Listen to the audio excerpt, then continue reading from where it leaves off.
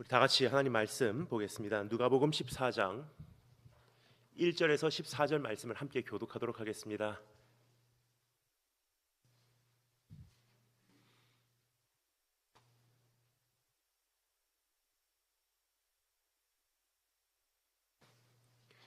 누가복음 14장 1절에서 14절 함께 교독할 때 1절 말씀을 제가 먼저 읽겠습니다. 안식일에 예수께서 한 바리새인 지도자의 집에 떡 잡수시러 들어가시니 그들이 엿보고 있더라.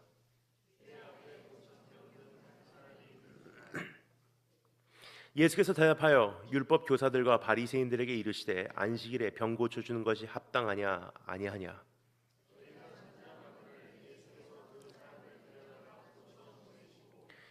또 그들에게 이르시되 너희 중에 누가 그 아들이나 소가 운물에 빠졌으면 안식일에라도 곧 끌어내지 않겠느냐 하시니 청함을 받은 사람들은 높은 자리 택함을 보시고 그들에게 비유로 말씀하여 이르시되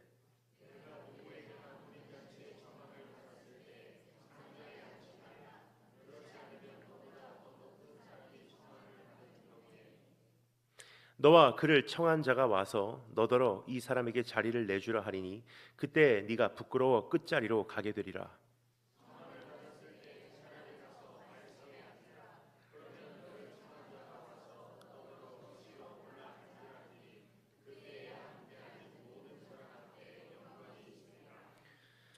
무릇 자기를 높이는 자는 낮아지고 자기를 낮추는 자는 높아지리라.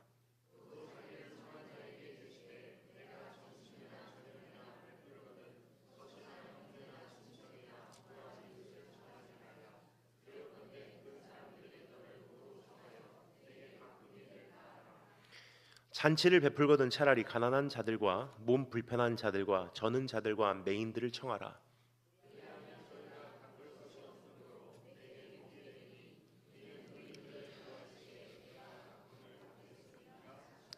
아멘. 기도하겠습니다. 주님 감사합니다. 오늘 이 오후에도 주의 음성 듣기 위하여 이 자리를 향한 그 발걸음 한 사람 한 사람을 주님께서 기억해 주기를 소망합니다. 하나님, 오늘 모든 것을 잠시 중단하고 이곳을 향하는 저희 발걸음 자체가 이미 주님께 올림받은 산 제사이오니 하나님께서 흠양하시고 우리에게 복내를 주기를 소망합니다.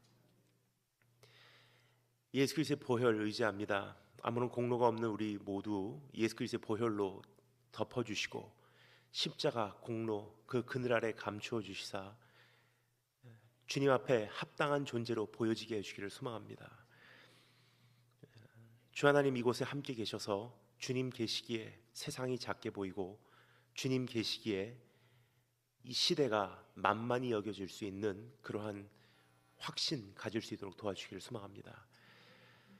주 성령님 이곳에 오셔서 기름 부으시고 인간의 지혜로는 도저히 깨달을 수 없는 하나님의 섭리와 주님의 마음을 우리에게 알려주기를 원합니다.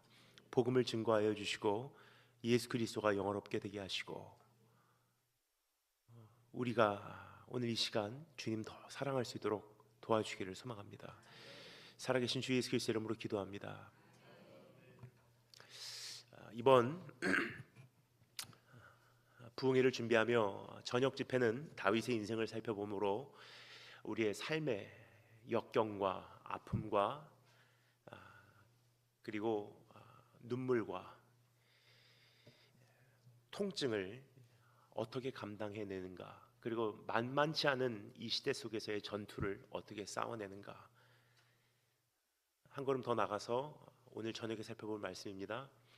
하나님 앞에 어떠한 신실한 종으로 우리가 살아드려야 하는가, 이러한 내용들을 살펴보고자 말씀을 정하게 되었고요. 오후에 우리가 살펴보는 이 두 시간은요, 성도답게 살게 하소서라는 제목으로 정말 이 시대에 잊혀져가는 그리스도의 참된 그 모습을 내가 어떻게 다시 회복하고 살아내야 하는지 고민하고자 말씀을 선택하게 되었습니다. 빛과 소금의 사명을 우리에게 맡기신 주님께서 우리에게 바라고 계신 그러한 주님의 심정을 함께 들을 수 있는 기회가 바로 어제 오후부터 시작되었습니다. 어제 이 말씀을 선택하게 된 몇 가지 이유를 나누었습니다. 첫 번째 이유는 내가 정말로 그리스도 안에 있는 복음의 소유자라면 이와 같은 이웃사랑의 모습, 다른 말로 배려라는 것으로 표현되는 그 섬김이 내 안에 당연히 있어야 된다는 것입니다. 반대로 말씀드리자면 이웃을 사랑하고 배려하는 그러한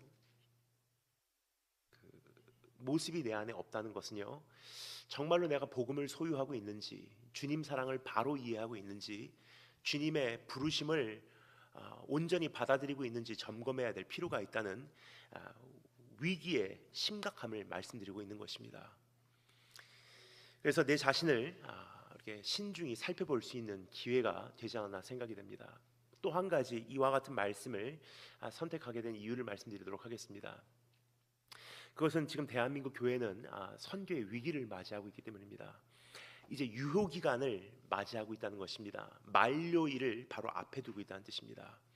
지금까지는요, 미전도 지역에 가서, 미전도 지역이라는 것을 다른 말로 표현하면요, 많은 경우 대부분은 거의 다 후진국 혹은 그 환경이 미흡한 곳 혹은 그 오지를 의미합니다. 그러한 곳에 가서 지금까지는 어느 정도 선교의 역사를 읽어올 수 있었습니다. 그 이유는 대한민국의 생활 수준도 그것과 별다름이 없었기 때문입니다. 하지만 지난 15년, 20년 사이에 우리 대한민국도 얼마나 급성장을 해왔는지, 이제는 한국 안에 어디를 가도요, 시골이 시골답지 않은 모습을 보게 됩니다. 즉 우리 안에 있는 그 생활 수준이 높아짐으로 이제는 그 미흡한 환경 속에서 적응할 수 있는 내 안에 면역도 없다는 뜻입니다. 따라서 우리가 이제는 오지 선교를 아무리 하고 싶어도요, 잠시 사역을 하고 다녀오는 것은 가능하지만 거기서 우리가 함께 먹고 살 수는 없는 내 신체적 조건이 돼버렸다는 것을 말씀드리고 있는 것입니다. 그렇다면 이제 우리에게 남겨진 선교는 물론 이것도 하고 저것도 하겠지만 지금 우리에게 중심적으로 허락된 그 대상은요, 이제는 상류층 아니면 조금 미전도 지역에 들어가서도 가장 중심부에 있는 영향력을 가지고 있는 사람들에게 말씀을 전할 수 있는, 복음을 전할 수 있는 선교를 이루어낼 수 있는 자리에 서야 된다고 생각을 합니다. 하지만 한 가지 문제는요, 우리의 생활 수준은 높아졌는데 문화 수준은 그리 높아지지 않은 것 같습니다. 따라서 이제는 그 오지로도 갈 수 없고 상류층에게도 다가갈 수 없는 그러한 현실을 맞이하고 있습니다. 따라서 이제 얼마 안 가면 대한민국 선교는 이것도 못하고 저것도 못하는, 가난에도 처할 수 없고 부에도 처할 수 없는 비극을 맞이하게 되지 않을까 우려하여 이와 같은 말씀을 전하게 되었습니다. 여러분, 참 안타까운 시대에 살고 있습니다. 어제 저녁에 제가 짧게나마 우리가 지난 100년 동안의 역사를 요약해 말씀드렸습니다. 짧게나마 지나온 역사를 설명드릴 수밖에 없었던 것은, 우리가 오늘 이 모습이 된 것은 사실 그럴 수밖에 없었다는 사실을 말씀드리고자 했던 것입니다. 참 먹고 살기 힘들었던 시대, 그래서 부모님 두 분 다 일터로 나가지 않으면 안 됐던 현실, 그 안에서 혼자 자랄 수밖에 없었던 세대, 그들이 나중에 결혼하고 아이를 낳고 나니 부모로서 어떠한 역할을 하여야 마땅한지, 우리의 자녀들은 어떠한 모습으로 키워야 하는지 마땅한지, 이 자체도 정리되지 않은 채 결혼을 하고 지금 가정을 일구어내고 있는 것을 바라볼 때, 오늘 우리 청소년들의 현실이 사실 한편 제 마음 가운데는 짠한 마음도 있지만, 이제는 이들을 어떻게 하나님 앞에서 바로 잡아야 할까 하는 부담도 있다는 것을 말씀드리고 있는 것입니다. 여러분, 이제는 돌아가야만 하는, 되찾아야만 하는, 그리고 재건해야만 하는 우리의 귀한 모습들이 있지 않나 생각이 됩니다. 사실 우리나라 아주 오래전에 일본 사람들을 향해서 정말 죄송합니다 이런 단어를 사용해서 쪽발이라고 불렀던 이유가 있어요. 그때만 해도요, 우리나라는 그만한 문화 수준이었기 때문이에요. 오히려 일본이 그만한 문화 수준을 쫓아오지 못했었다는 것입니다. 그래서 우리나라 양반들 입장에서 바라볼 때는요, 일본이라는 나라는요 참 천했었어요. 하지만 솔직히 지금은요 다른 것 같습니다. 지금은 우리가 일본 문화 수준에 거의 10분의 1도 못 쫓아가는 것이 우리 현실이 아닌가 생각이 됩니다. 어제 목사님과도 잠시 말씀을 나누었는데 일본 문화가 정석은 아닙니다. 세계 어느 나라 가도요 일본 문화와 똑같은 문화는 없어요. 하지만 한 가지 분명한 것은요, 일본 사람들을 싫어하는 사람들은 없어요. 물론 역사적 배경에서 반일 감정은 있을 수 있어도요, 문화적인 차원에서 싫어하는 사람들은 거의 없습니다. 왜요? 적어도 남에게 폐를 끼치는 문화는 아니기 때문에. 그러면 이제 선교사로서 이 시대를 살아가는 세계를 품고자 하는 청소년으로서, 청년들로서 이제 나는 어떠한 모습을 갖춰야 할까 주님 앞에서 고민하고자 하는 그러한 주제가 되겠습니다. 그래서 어제 첫 번째 시간 그리스도의 성품과 그리스도의 마음을 우리가 함께 빌립보서 2장 말씀을 통해서 생각해 보았습니다. 오늘 이 시간에는요, 예수님의 매너를 한번 조금 분석해보고 지켜볼 수 있는 시간이 되었으면 좋겠습니다. 만찬을 멈추게 한 매너입니다. 참 훌륭한 매너로서 그 만찬을 잠시 중단시킨 그러한 장면을 목격해 보고자 합니다. 주님께서는 바리새인 지도자의 집으로 만찬에 초대되어 가시게 됩니다. 목수의 아들이 종교 지도자들의 식탁에 앉게 된 것입니다. 노동자 계급 배경에서 자란 한 청년이 상류층들과 식사를 함께하게 된 것입니다. 지금 우리가 살펴보고자 하는 본문 말씀의 장면이 바로 그러한 배경입니다. 어제 잠시 말씀을 드렸습니다만 땅끝 선교하겠다고 하는 중국 사역자들과 함께 저희가 실크로드를 타고 중국 서부로 이동을 한 적이 있습니다.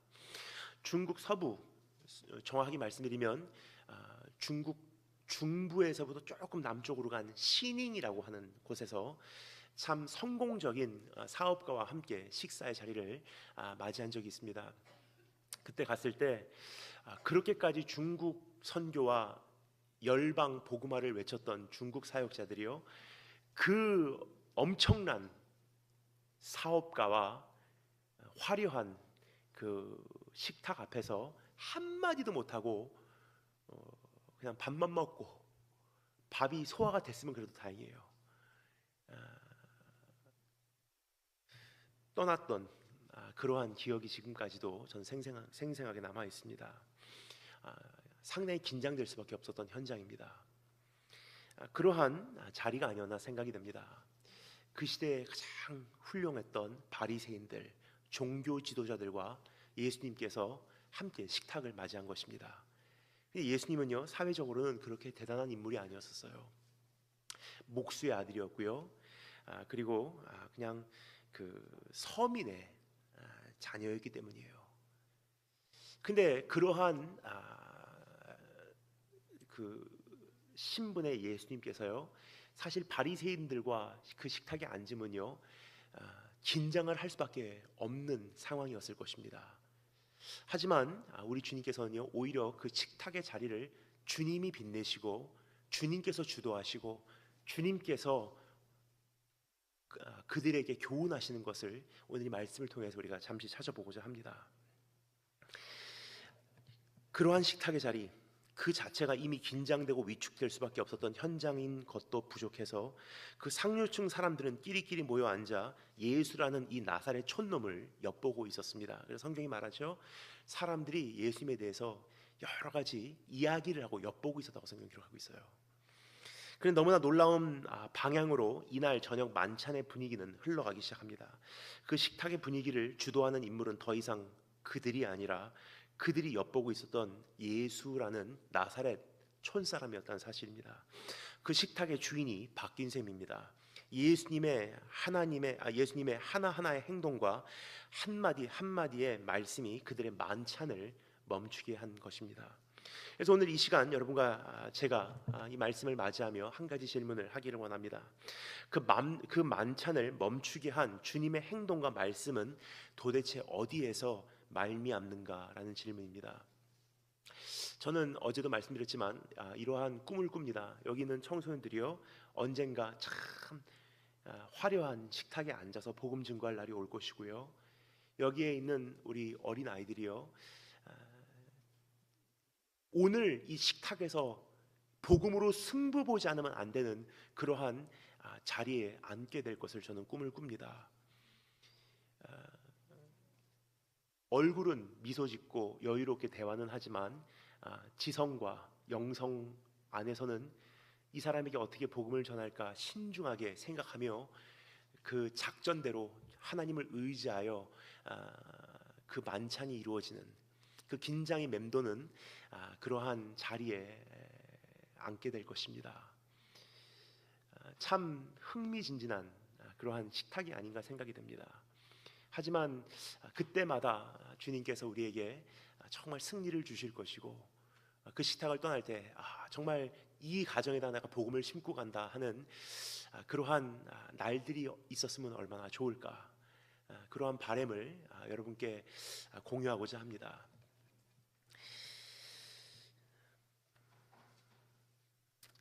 오늘 이 말씀에 보면요, 사회 계급과 지위와 부와 명예와 문화와 배경과 국경성과 민족성을 초월하는 행동과 언어의 길잡이가 되는 틀이 우리에게 보여지고 있습니다. 이것이 예수님께서 우리에게 보이신 하나의 모습이기 때문입니다. 이 모든 것을 초월하고 그 식탁을 주도하고 다스리시고 거기에 주인 되신 만찬의 주인공 예수 그리스도, 오늘 이분을 바라보시고 나도 이제 그러한 주님의 발자취를 쫓아 복음의 확장을 위해서 일어서시는 한 분 한 분 되시길 주님으로 축원합니다. 오늘 본문 말씀 보면 다음과 같은 세 가지 틀이 주님의 행동과 언어의 길잡이 역할을 하고 있음을 우리가 볼 수가 있습니다. 세 가지를 함께 정리해 보도록 하겠습니다. 첫 번째, 법칙을 능가한 사랑. 두 번째, 영광을 초래한 겸손. 세 번째, 상급을 초월한 은혜. 이 세 가지를 함께 생각해 보도록 하겠습니다. 그럼 첫 번째 따라서 하겠습니다. 법칙을 능가한 사랑. 여러분, 모든 법칙 위에 있는 것이 한 가지가 있다면요, 하나님께서 말씀하시죠, 사랑, 이보다 큰 법은 없느니라. 그래서 사실 우리가 매너가 다 다를 수가 있고요, 나라마다 에티켓이 다를 수가 있고요, 나라마다 어떠한 예절, 예식이 다 다를 수가 있어도요, 그 위에 존재하는 세계 공통어가 하나 있다는 거예요. 그것은 사랑입니다. 그래서 직접 한번 목격해 보도록 하겠습니다. 1절부터 6절 말씀을 한 목소리로 한 번 더 읽어보도록 하겠습니다. 1절부터 6절 다 같이 한 목소리로 읽겠습니다. 시작.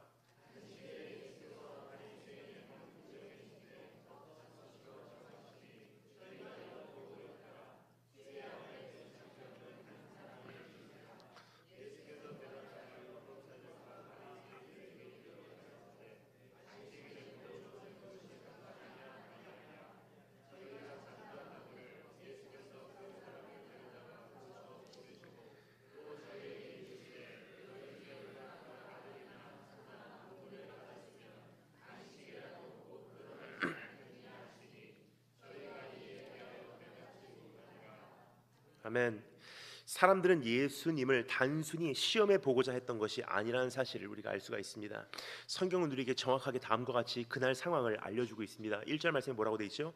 안식일에 예수께서 한 바리새인 지도자의 집에 떡 잡수시러 들어가시니 그들이 엿보고 있더라. 조금 전에 말씀드렸듯이 예수님의 어떠한 사회적 배경 때문에 엿보고 있었던 것입니다. 저 촌놈이 어떻게 여기까지 왔어? 목수의 아들 아니야 저거? 근데 어떻게 종교 지도자들 사이에 지금 앉아서 식사를 하고 있지? 우습게 여기고 있었다는 뜻입니다. 내려보고 있었다는 것입니다. 낮춰보고 있었다는 뜻입니다. 천하게 보고 있었다는 뜻입니다. 그러나 또 한 가지 의미가 있습니다. 지켜보고 있었다는 뜻입니다. 함정에 빠지기를 바라고 있었다는 뜻입니다. 왜냐면요, 그 만찬의 현장에 그 수종병 환자 한 명이 들어왔기 때문입니다. 우리가 생각하는 만찬과 그 당시 유대인의 만찬이 조금 차이가 있습니다. 우리가 생각하는 만찬은 무엇입니까? 그냥 딱 한정된 공간에서 문 닫아놓고 그냥 우리끼리 식사하는 것을 예상을 합니다. 근데 고대 시대의 유대인 만찬은요, 집 마당에서 펼쳐지는 만찬인 거로 누구든지 들어올 수가 있었어요. 초청받은 사람들만 식탁에 앉죠. 일단은 집 안으로 입장은 거의 누구든지 원한다면 들어올 수 있었다는 것입니다. 근데 하도 거기서 시끌벅적하게 만찬 소리로 떠들고 있었던지라 그 주변에 있었던 수종병자 한 사람이 혹시나 먹을 것이 있나 하고 들어오지 않았나 생각이 됩니다. 그러한 수종병자가 들어오는 것을 그 바리새인들이 지켜보다가 이제 예수님을 바라본 거예요. 그날이 안식일인데 저 수종병 환자를 이 예수라는 사람은 어떻게 대하는가를 지켜보고 있었던 것입니다. 함정에 빠지기를 기다리고 있었던 것입니다. 안식일임에도 불구하고 이가 강조하는 사랑으로 저 사람을 치유를 하나 안 하나, 사랑하기 때문에 치유하면 함정에 빠지게 되는 것이고, 안식일인데도 불구하고 안식일이기 때문에 사랑하는데도 불구하고 치유를 안 하면 그 사랑에 어긋나는 행위이기 때문이에요. 쭉 지켜보고 있었어요. 안식일의 법칙이 주님의 행동과 언어를 좌우하지 않는 것을 오늘 이 말씀에서 보게 됩니다. 한 영혼을 향한 사랑이 주님을 주도했다는 것을 오늘 이 말씀을 통해서 우리가 목격할 수가 있습니다. 안식일인데도 불구하고 주님께서 어떻게 하십니까? 결국은 그 수종병 환자를요 고쳐서 다시 돌려보내세요. 여러분, 어제 말씀드린 내용을 기억하시는지요? 각 나라와 문화 그리고 각 그 민족마다 에티켓과 매너의 차이는 있습니다.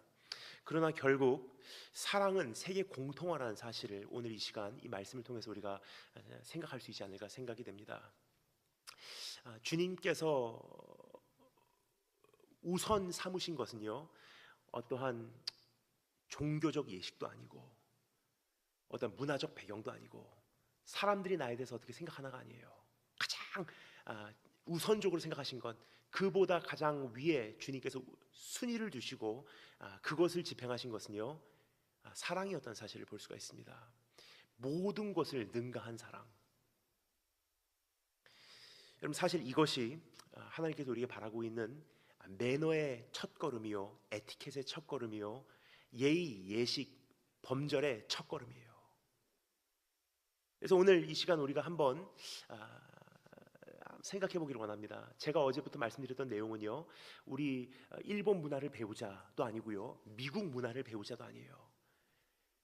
그것이 기준이라면요, 하나님 참 불공평하세요.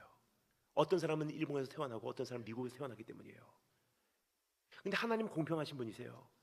어떠한 사람이라도 어떠한 배경에서라도 사회의 어떠한 경제적 상황에 처해 있다 할지라도 누구든지 할 수 있는 것이 빛과 소금의 사명을 감당하는 것이기 때문이에요. 그래서 어떠한 에티켓을 배우자, 매너를 배우자, 예의 범절을 준행하자가 아닙니다. 사실 그것보다 더 위에 있는 한 가지가 있습니다. 내 이웃을 내 몸과 같이 사랑하느냐.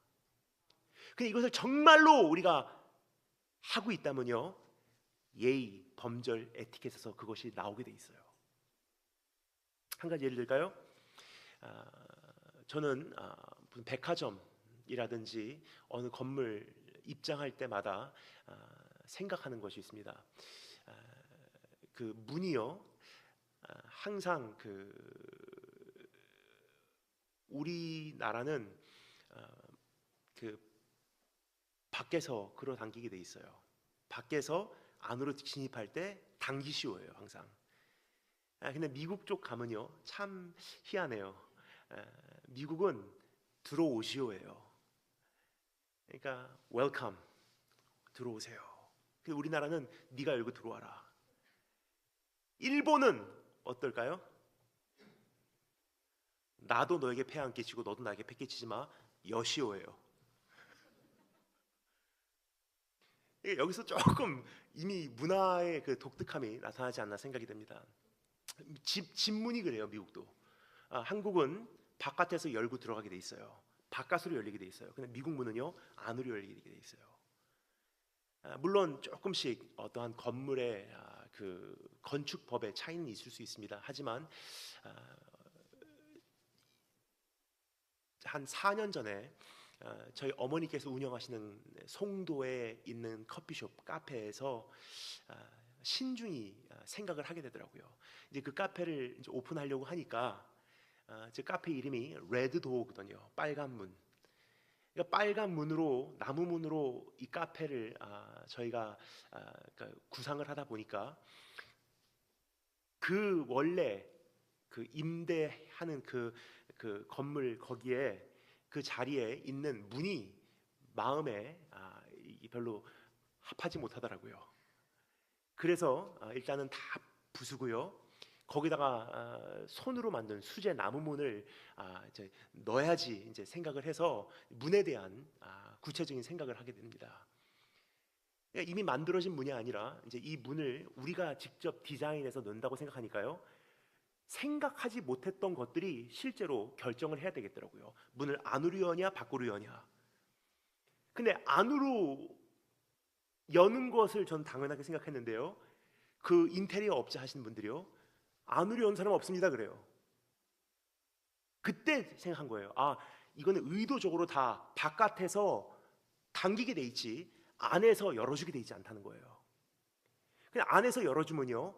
비 오는 날 얼마나 비가 안으로 내려치는지 사실 그것 때문에 카페가 고생을 많이 했어요. 비 오는 날 안에서 문을 열면요 그 문에 비가 이렇게 내려오는 것이 문을 열 때마다 안으로 다 들어오기 때문이에요. 근데 그 카페 하나하나 구석구석에 담겨져 있는 제 어떠한 주님을 향한 신앙 고백이 담겨져 있기 때문에 끝까지 고집을 피워서요 문은 안으로 열게 만들었어요. 사실 그 좁은 가게에 어울리지 않는 문입니다. 그런데 혹시나 문을 열고 들어오는 사람들이 내가 열어야지 그 빨간 문을 통해서 들어가는 것이 아니라 안에서 이미 당신을 반겨줍니다 하고 안에서 열어주는 문을 그냥 나는 통과만 하면 되는구나. 딱 빨간 문이 뭔지 모르시는 분들이 계실 수 있기 때문에 제가 설명을 드릴게요. 그 빨간 문 앞에 1009라고 써요. 1006인가 1009라고 써 있어요. 뭐냐면요 요한복음 10장 9절 말씀. 내가 양의 문이라 누구든지 나를 통해서 들어오는 자는 꼴을 먹겠고 영원히 목마르지 아니하리라. 우리 문설주에 어린 양의 피 바른 문이에요. 그래서 이 카페를 지나치는 사람들에게 이 빨간 문에 대한 인식을 심어줘서요. 빨간 문 계속 생각이 나는데 이게 무슨 뜻이지 하고 저기 오면요. 혹시나 조금이나마 은은하게 그들에게 끼쳐지는 복음의 어떤 메시지가 있지 않을까 해서 카페를 그렇게 준비를 했습니다. 근데 이제 이 문 얘기를 왜 말씀을 드렸냐면요. 이제 어느 건물을 입장할 때 이제 문을 당기게 돼 있잖아요. 그러면 가끔 이런 적이 있습니다. 딱 그 유리문에 도착을 했는데 안에 있는 사람이나 저나 거의 똑같이 도착을 한 거예요. 여러분 백화점 들어갈 때 그런 경험 많이 있으시죠? 그러면요 저는 문을 열어드려요. 거기까지는 괜찮아요. 근데 그분이 통과하시고요. 제가 나가야 되는데 이제 이 말씀을 드리기 전까지는 별로 인식을 못 하셨을 거예요. 오늘 이 말씀을 들으신 이상 이제부터 여러분 보이기 시작하실 거예요. 열어드릴게요. 나오세요 하고 열어드리잖아요. 그분이 나가시는데 첫째는 감사합니다 말씀하신 분 한 사람도 없고요. 이 사람이 나간 후에 마치 기다렸다는 듯이 그 뒤에 있는 5-6사람이요 다 따라서 나가요. 그럼 저는 어느 사이인가 계속 문만 열어주고 있어요. 근데 그러면서도 불구하고 감사하다는 사람 단 한 사람도 없어요. 여러분, 이게 문화 차이일까요? 에티켓의 문제일까요? 매너 차이일까요? 아니에요. 이웃 사랑에 대한 배려가 전혀 없는 우리의 모습의 문제지, 이것은 어떠한 한국의 문제다, 일본의 문제다가 아니라는 거예요. 또 한 가지 예를 들겠습니다. 우리가 그 인사하는 것만 봐도, 조금 전에 인사 말씀드렸기 때문에 인사하는 것만 봐도 조금 알 수 있어요. 그 인사 여러분 정말 잘하고 계십니까? 우리가 아는 사람에게는 그냥 안녕하세요, 너무 감사합니다, 그거는 우리가 예의상, 그것까지 안 하면 이거는 사회에서 용납을 받을 수 없기 때문에 거기까지는 해요. 왜요? 내가 먹고 살아야 되니까. 내가 원수를 만들어서는 안 되기 때문에. 근데 그 이상은 안 한다는 거예요. 기억납니다. 아주 오래전에 한국의 그 전가화 목사님이라는 분이 계셨어요. 그분께서 한동안 일으키셨던 운동이 있습니다.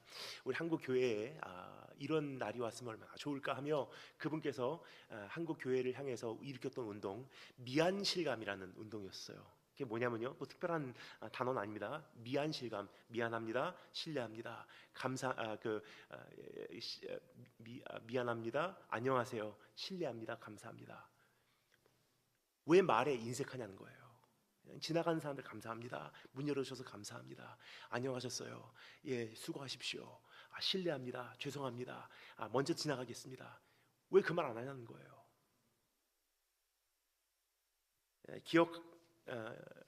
일본에 지난번에 갔는데 이런 일이 있었어요. 보통 우리가 엘리베이터를 타잖아요. 예를 들어서 저는 1층에서 탑니다. 1층에서부터 20층까지 제가 올라간다고 한번 생각해 보겠습니다. 근데 중간에 한 3층에서 먼저 3층에서 또 타시는 분이 계세요. 그리고 그분은 9층까지 가서 내려야 돼요, 원래. 그러니까 저는 1층에서 20층까지 가고 그분은 3층에서 타서 예를 들어서 10층에서 내린다고 생각해 보겠습니다. 그럼 이분이 중간에 타셔서 먼저 내리시는 거예요. 사실 아무것도 아니에요. 제가 일본 가서 제가 감탄을 한 것이 한 가지가 있어요. 아무리 일본에서 오래 살았어도요, 야, 이런 모습이 있구나 하는 것이 제가 감탄을 했어요. 어떤 모습이냐면요, 1층에서 제가 이제 엘리베이터를 탔는데 3층에서 이제 한 남자가 양복을 입은 비즈니스맨이 그러니까 회사원이 타더라고요. 그래서 그냥 고니치와 하고 그냥 엘리베이터 뒤에 이렇게 서 있었어요.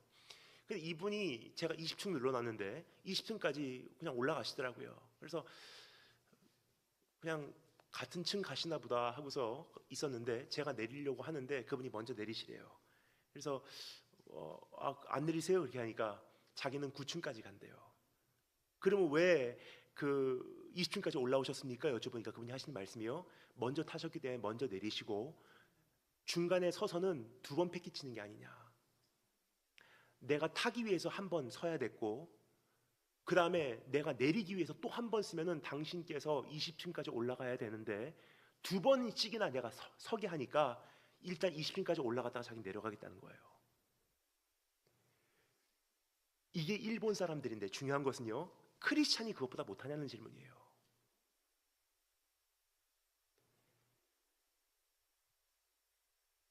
화장실에서 손 씻을 때 참 재밌습니다. 손 씻는 게 요즘에 여러분 화장실, 지금 제가 이 말씀드리는 것들은 이미 감지하신 분들도 계시겠지만 전혀 생각도 못하신 분들 계세요. 심지어는 내가 그런 사람일 수도 있어요. 근데 오늘 이 말씀을 듣고 나면요, 적어도 우리 한국 장로교회 그리고 오늘 이 집회에 오신 한 분 한 분들만은요, 이제는 그것을 감지할 수 있는 새로운 안목이 열릴 거예요. 그때부터는 조금 불행해져요. 이제까지는 느끼지 못했던 것들이 이제부터는 나에게는 느껴지니까 힘들어져요. 그런데 그렇게 하기 때문에 오늘 이 자리에서 한 분 한 분씩만이라도 조금씩 바꿔 나간다면요, 적어도 이 사회가 지금 이 현실보다는 나아지지 않을까 저는 생각합니다. 화장실 가서 손 씻을 때 보통 손 씻고 어떻게 하냐면요, 옆에 누가 있든지 별로 신경 안 써요. 일단 물 털어요. 그럼 옆에 사람 배려하는 게 아니잖아요.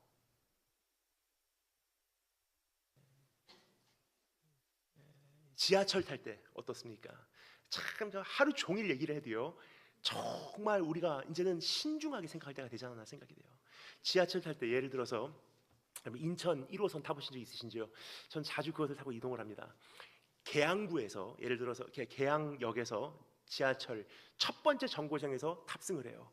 그리고 저는 인천 테크노파크라고 하는 곳까지 그냥 한 50분 정도 쭉 타고 가요. 근데 계양역에서 탈 때는요, 사람이 한 명도 없어요. 근데 한 두세 정거장 가면요, 규련역까지 가면 딱 타고 있으면요, 꽉 찹니다. 그럼 옆자리까지 꽉 차 있는 거예요. 근데 중요한 것은 부평역 지나고 인천 시청역 딱 지나면요, 거의 다 내려요. 근데 가끔 저는 가장 구석 자리에 앉아 있는데 가끔 바로 옆자리에 앉아 계신 분은 안 내리고 다 내렸는데 끝까지 앉아 있는 거예요. 가끔 이런 생각을 해요. 사람이 한 명도 없으면요, 옆 사람 배려를 해줘서 나도 한 자리 옮겨주는 게 당연한 게 아닌가. 내가 뭐가 그 사람 이 사람이 이게 좋다고 테크노파크역 도착할 때까지 완전히 열렸는데 그냥 핸드폰 가지고 영화 보고 있어요. 아니면 그 게임하고 있어요. 지금 무슨 말씀을 드리고자 하는 거냐면요, 아무 생각이 없이 사람들이 지낸다는 거예요. 배려에 대한 생각도 없고 내 행동에 대한 책임도 없고 아무런 생각이 없어요. 지금 옆 사람이 지금 앉아있다는 인식을 못하는 것 같아요. 그냥 나는 핸드폰 하기 바쁘니까.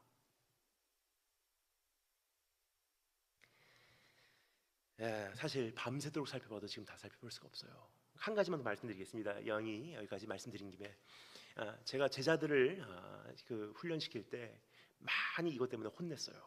음식점에 가잖아요. 저희들이 이제 단체로서 4명이 이렇게 앉는 그 식탁에서 밥을 먹습니다.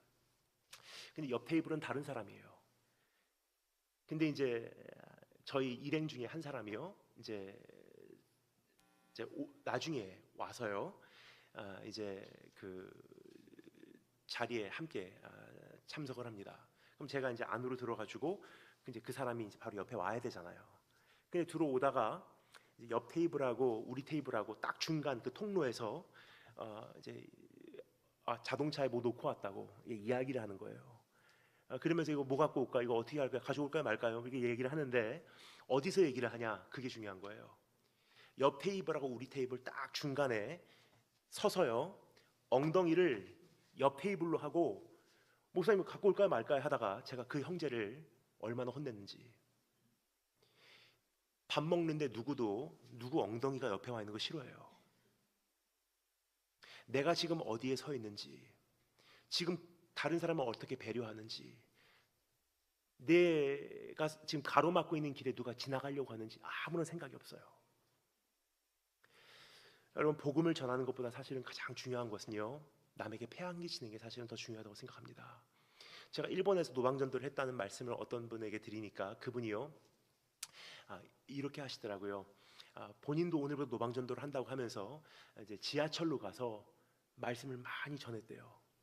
근데 저는 그거 반대예요. 왜냐면요, 나라의 법도 지키지 못하면서 무슨 하나님 나라의 법도를 전하겠습니까? 제가 노방전도를 했던 것을 잠시 말씀드리도록 하겠습니다. 제가 노방전도를 할 때 중학교 1학년부터 고3까지 거의 5, 6년간 매주 토요일 저녁 7시 하루도 안 빠지고 했을 때 어떻게 했냐면요, 마이크 사용 안 해요. 물론 마이크 사용할 수 있고요, 메가폰 사용할 수 있어요. 근데 그거 사용하면요, 그 건널목에서 기다리시는 분들이 불편을 겪어요. 시끄럽기 때문에. 그럼 내가 외치는 것이 조금 힘들어도요, 육성으로 외치기 위해서 그분들이 놀라지 않도록 육성으로 말하는 거예요. 그리고 그분들이 지나가는 길목은 절대 막지 않아요. 가장 구석에 서서요, 전도지 조심조심 나눠드립니다. 내가 전도하는 거 중요하기 때문에 가운데 서서 이 사람에게 주고 저 사람에게 주고 그건 안 한들 못해요. 가장 구석에 서서 지나가는 사람들이 방해되지 않도록 오네가이시마스, 오네가이시마스, 오네가이시마스. 그리고 제가 노방전도 했던 곳이요, 일본의 가장 중심가 덴진이라는 곳인데 이렇게 서울역도 그렇죠. 그 콘코스가 있어요. 이제 이쪽 거리에서 저쪽 거리로 가는 이 통로가요, 그 지붕만 있지요, 이제 뚫려 있는 통로예요. 그래서 두 백화점 안에 지붕만 이렇게 가려진 큰 통로입니다. 거기 사람들이 이제 와서 기다리는 장소, 거기서 이제 약속 장소, 비가 오면 잠시 깃들이는 장소예요. 그런데 이제 저희가 이제 노방전도를 할 때 저나 여동생이나 거기서 이제 전도지를 전할 때 일본 후쿠오카가 비가 많이 오잖아요. 막 비가 내립니다.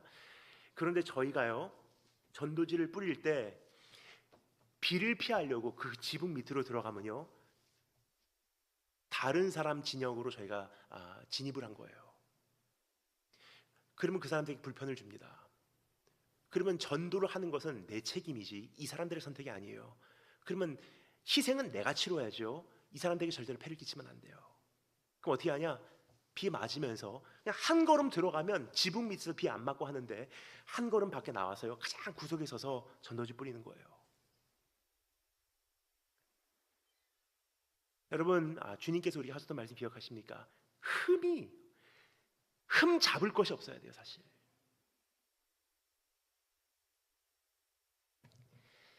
여러분 사실 밤새도록 살펴보아도 우리가 다 살펴볼 수 없습니다. 하지만 중요한 것은요 가장 중요한 것은 다 살펴볼 필요가 없는 것은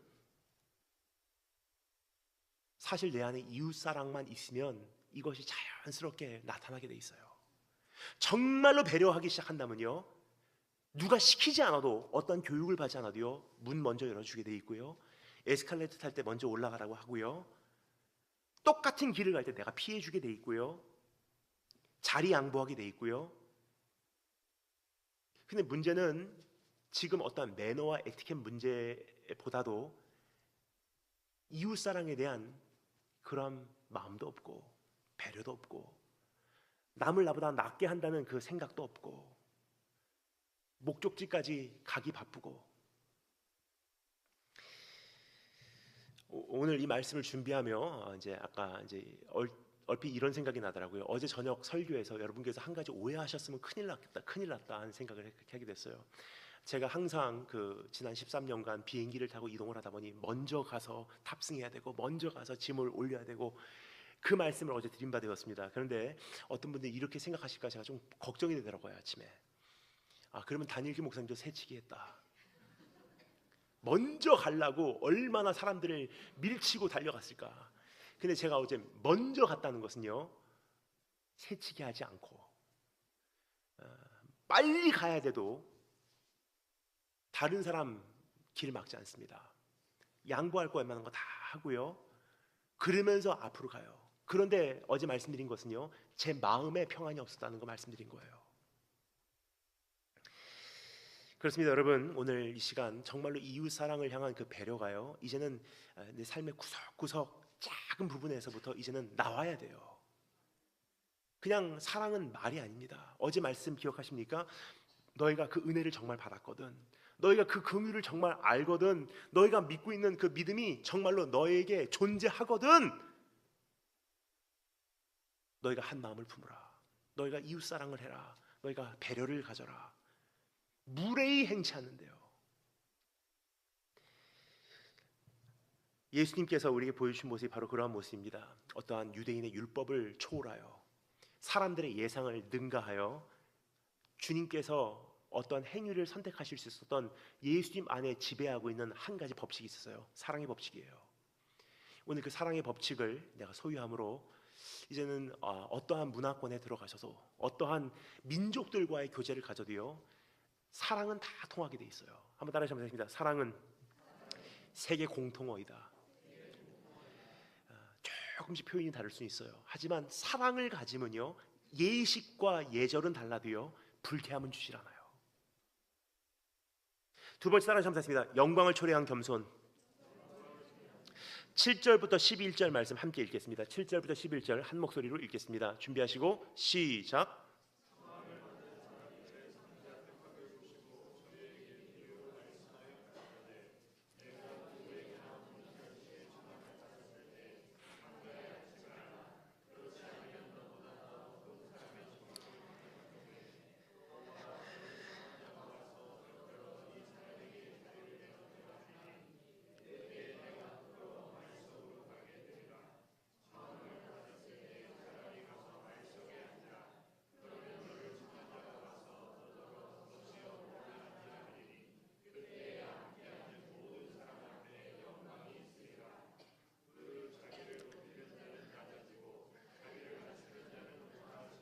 아멘.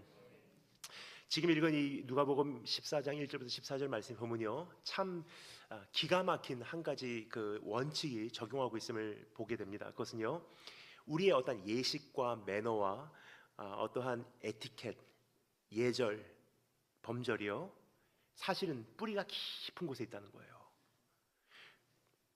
반대로 말씀드리자면요, 그 뿌리가 정말로 있다면요, 이와 같은 모습이 반드시 있어야만 한다. 그러니까 주님께서 우리에게 말씀하시는 것은 어떤 도덕적인 것만도 아니고 어떠한 영적인 것만도 아니라는 거예요. 이 두 가지가 같이 가고 있습니다. 따라서 오늘 우리가 신앙을 소유한다는 것은요, 이 두 가지가 동시에 존재하지 않으면요, 뭔가가 건강하지 못한 거예요. 근데 우리가 보통 예수님을 사랑합니다, 우리가 주님을 따르겠습니다, 우리가 구원받은 자로서 거듭난 자로서 살아가겠습니다 이야기를 하면요, 그것과 내 어떠한 행위는 별도 문제라고 생각을 해요. 분명히 말씀드리겠습니다. 행위로 구원받는 것은 아니지만 구원받은 사람은 행위가 반드시 있어요. 여러분, 이것이 과정의 차이지 행위가 필요 없다는 것은 절대로 기독교가 아니에요. 오히려 주님께서 뭐라고 말씀하시죠?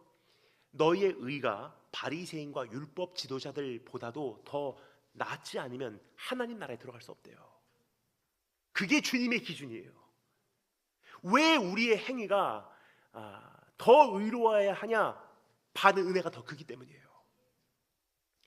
제가 미국에서 이제 사역을 할 때 저도 이제 하나님의 양 한 마리로서 저도 은혜 받기를 원했던 때가 있습니다. 그러니까 예를 들어서 내가 설교를 하지만 주일날 내가 설교를 하기 전에 토요일날 저녁에는요, 아무도 모르는 한 지역 교회에 가서요, 저도 그 예배에 참석하고 먼저 은혜를 받았어요. 그리고 토요일날 저녁은 이제 교회에게 제가 허락을 받고요, 무슨 일이 있어도 내가 먼저 은혜 받으러 가겠습니다 하고 제가 갔던 교회로 예배에 참석하러 갑니다. 그 교회에 가서 지금까지도 기억하는 이제 한 장면이 있습니다. 미국 교회인데요, 다 거의 백인들이에요. 근데 미국 백인 교회 가보신 분들은 좀 잘 아실 거예요. 예배 드리는 형태가요, 굉장히 편해요. 그 호주머니에다가 손 넣고 와서 그냥 이렇게 예배 드려요.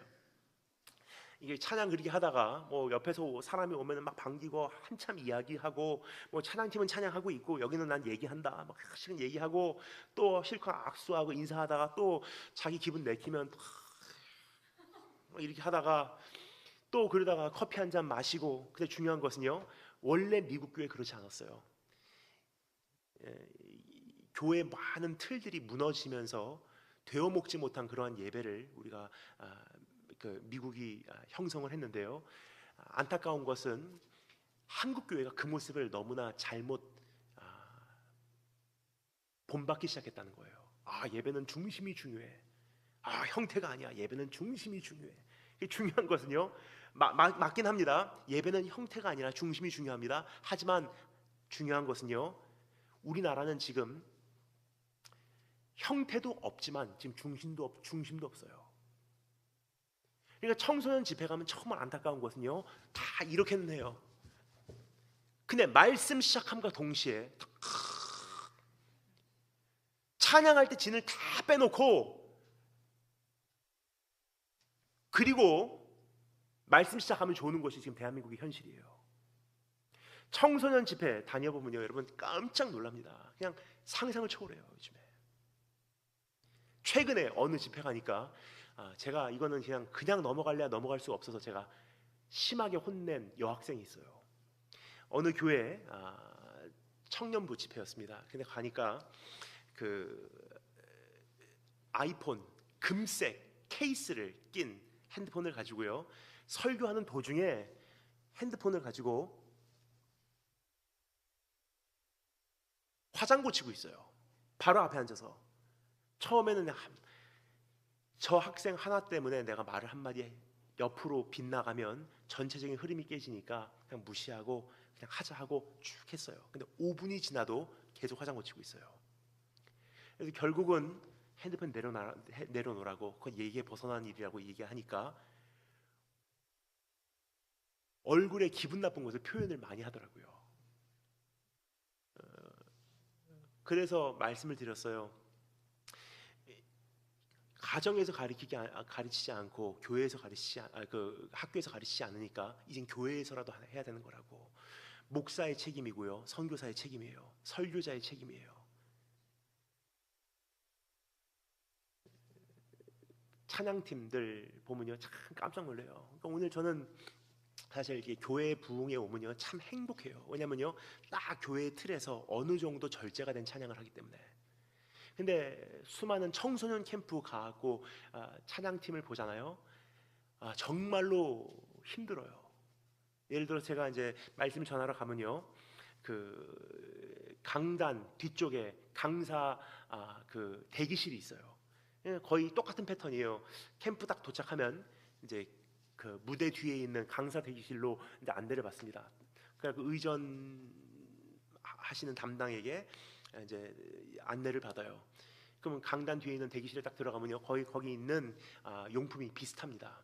조그만 이러한 그 쟁반 위에 물수건 하나, 그리고 아이시스라고 하는 그 물병 2개, 그리고 쿠쿠다스 몇 개. 근데 그거 가지고 이제 거기서 이제 난로 옆에서 이제 제가 등단할 때까지 기다리는 거예요. 기다리는데 옆에서 강단 옆이기 때문에 막 찬양 소리가 울려 퍼지며 들립니다. 근데 제일 힘든 건 뭐냐면요, 첫째 1시간 찬양인데 55분을요 뛰는 찬양이에요. 저는 가끔 궁금해요. 다윗까지 춤을 추면서 주는 나의 친구, 이 찬양이요 벌써 10년 이상 오래된 찬양인데요 안 질리나 하는 생각을 해요. 여러분 느끼세요? 10년 이상 똑같은 찬양, 빠른 찬양은 거의 그 외에는요 지금 나오지 않고 있어요. 무슨 뜻이냐면요, 시대적으로 이제는 안 어울리기 때문에 찬양 작사 작곡하시는 분도 안 맞는다는 뜻이에요. 이래서는 안 되겠다, 아이들이 붕붕 뛰기만 하지 이거는 안 어울리겠다. 근데 문제는요, 찬양 인도하시는 분들은 아직도 그게 유행인 줄 알고 그거 하고 있어요. 그 청소년 캠프에서. 그리고 55분을 빠른 찬양으로 뛰어 점프 이거 하고 있고요. 이제는 강사가 등단해야 되니까 할 수 없이 나머지 5분 느린 찬양으로 한 거 그냥 해요. 근데 그때부터 잡으려면 못 잡으니까 지금까지 제가 본 찬양팀의 그 모습의 한 가지 현실은요, 100이면 99 찬양팀은요 본인들이 1시간 받으면 1시간 미만으로 하는 팀은 단 한 사람도 없어요. 거의 최소 5분에서 10분은 넘겨요. 그러면 정말 깊이 찬양을 깊이 들어가서 주님의 임재가 있는 찬양으로 10분 30분 오버되는 건 이해가 가요.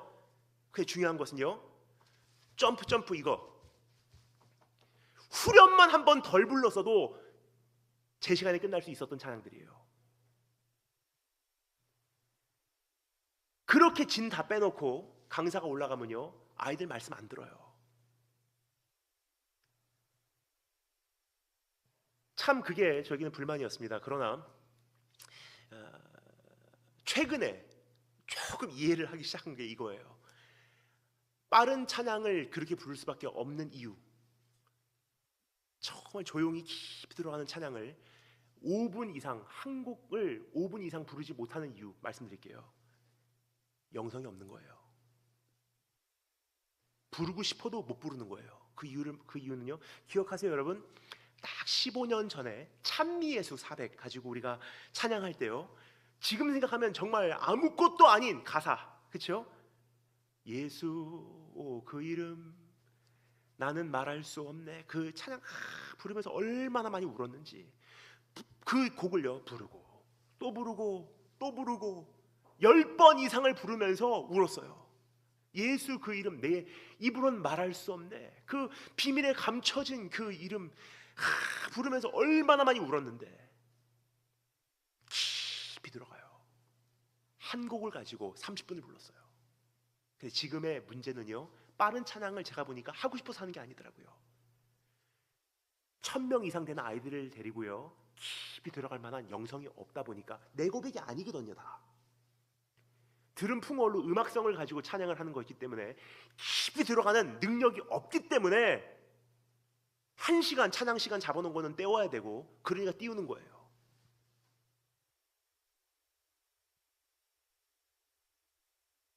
근데 이게 미국부터 시작한 것 같아요. 미국에서 가면 그냥 편안하게 예배드려요. 슬랩바 신고 오고 반바지 입고 오고. 물론 모든 교회가 그런 것은 아닙니다. 하지만 많은 교회가 다 그게 당연한 거고요, 용납하고 있어요. 근데 이제 거기서 제가 기억하는 것은요, 제일 앞자리에 남자 한 사람이요 막 찬양하는데 혼자만 불타오르는 거예요. 깜짝 놀랐어요. 제일 뒷자리에 앉아있다가 제일 앞자리에 있는 그 남자를 지금도 잊을 수가 없어요. 막 찬양합니다. 다른 사람들은 다 반바지 입고 오고 그냥 쓰레빠 끌고 오고 그냥 편안하게 이렇게 하다가 이제 커피 한 잔 마시면서 옆에 사람 인사하고 그렇게 찬양하는데, 이 사람만 제일 앞에서요 사생결단한 찬양을 하고 있어요. 또 한 가지 그 사람을 잊지 못하는 이유가 있어요. 그 사람의 외모예요. 전신이 문신이에요. 머리에서 발끝까지 문신이고요, 귀도 거의 뾰족뾰족 튀어나온, 이걸 안 박은 데가 없어요. 흉터도 있고요. 딱 보면 정말 무섭게 생긴 사람이에요. 근데 그 사람만 혼자서 가장 앞자리에서 강단 밑에서 얼마나 생명건 찬양을 하는지, 이게 눈길을 끕니다. 예배를 마치자마자 그분에게 갑니다. 제가 여쭤봤어요. Hello, how are you? 인사하고 그분과 대화를 시작해봤어요. 너무 궁금한, 이 사람의 정체가 궁금한 거예요, 제가. 그 대화 가운데 알게 되는 것은요, 이 사람은 원래 마약 거래하는 사람으로 살인을 저지르고 감옥 가 있었던 사람이에요. 근데 그 감옥에서 예수님 만납니다. 얼마나 깊이 만났는지 거기서 거듭나고요. 그리고 이제 석방돼서 나왔는데 그 예배의 장소를 찾아온 거예요. 그래서 제가 여쭤봤어요. 당신이 예배드리는 모습에 제가 은혜 받았습니다. 어떻게 그렇게 열심히 예배드립니까? 아니, 그분이 이렇게 말씀하시더라고요.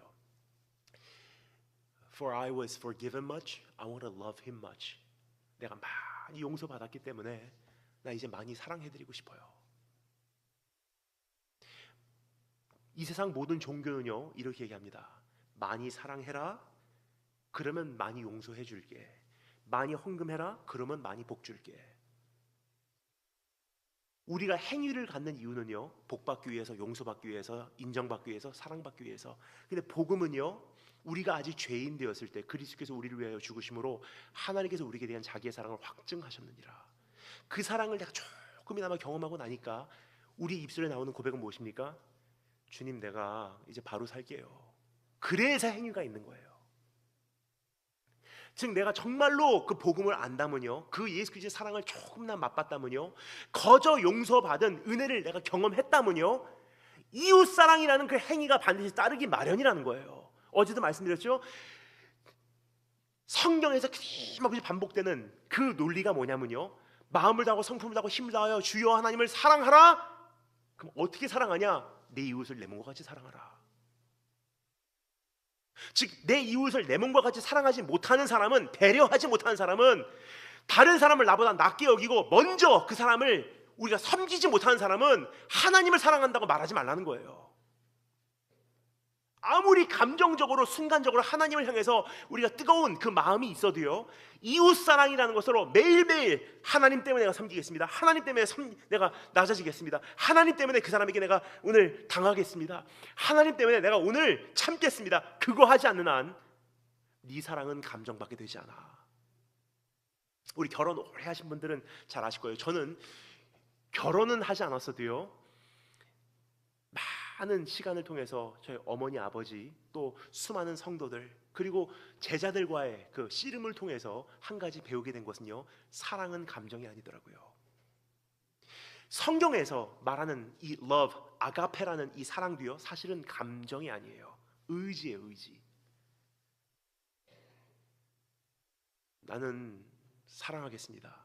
뭐냐면요, 감정이 뜨거워지기를 원합니다라는 것이 아니에요. 사랑할 수 없어도 내가 참겠습니다. 내가 기다리겠습니다. 용서하겠습니다. 내가 차라리 당하고 말지. 의지예요. 선택이에요. 성경에서 말하는 사랑은 바로 그 사랑이에요. 근데 하나님께 우리가 어떻게 의지를 보이냐? 물론 환경이 되지 않지만 예배 오는 것도 의지가 될 수 있지만, 정말 세상과 타협하지 않고 하나님을 끝까지 순결하게 섬기는 것도 우리의 의지의 표현이 될 수 있지만, 매일매일 생활 속에서 하나님께 우리 사랑을 표현할 수 있는 방법은요, 이웃 사랑보다 더 좋은 방법은 없다는 거예요. 용서할 수 없는 남편, 하나님 용서하겠습니다. 주님 때문에. 내가 도저히 용납할 수 없는 그 사람, 오늘 내가 그 사람을 내가 축복합니다. 주님 때문에. 이것은 선택이에요. 매 순간마다 선택하지 않으면 안 되는 행위예요. 오늘 이 말씀 보면요, 예수님께서 그 식탁에 초대가 됩니다. 유대인들의 만찬에 배치된 식탁은 영문 U자 모양이에요. 그래서 이 U의 가장 이 끝부분에 그 만찬에 초대된 가장 위대한 주인이 앉고요, 만찬의 주인공이에요. 그리고 그 사람의 왼편 오른편으로 이 U자 끝까지 가장 중요한 상석부터 이제 하석으로 내려가는 거예요. 그렇게 귀빈들이 그 중요한 자리에 앉고 이제 중요한 순서부터 밑으로 내려갑니다. 아마도 그 자리의 순위를 가지고 사람들이 욕심을 낸 듯합니다. 그거 갖고 논하고 있었던 것 같아요. 누가 그 귀빈의 자리에 앉나? 누가 그 주인하고 가장 가까운 자리에 앉나? 그래서 예수님 제자들도 그거 갖고 싸웠죠. 누가 왼편에 앉습니까? 누가 오른편에 앉습니까?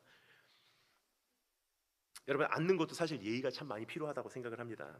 어디에 내가 앉는지가 나의 마음 자세를 알려주고 있기 때문입니다. 그래서 일본에 가면요, 전 정말 하나 편한 게 있어요. 일본에 가면요, 이 앉는 자리가 사회적으로 이미 굉장히 엄격하게 준행이 되기 때문에 예를 들어서 이제 회사 처음 들어온 신입 사원이요, 좌석 잘못 잡으면요 해고예요. 일본에서 문화적으로 그것이 예의이기 때문에 제가 일본 가면 마음이 정말 편해요. 왜냐, 내가 거기까지 신경을 쓰지 않아도 불쾌함이 없기 때문에. 근데 이제 가끔 미국 집회 가잖아요. 깜짝 놀래요. 그만큼 편하기 때문에, 문화적으로 그게 편한 사람들이기 때문에 별로 신경을 안 쓰더라고요.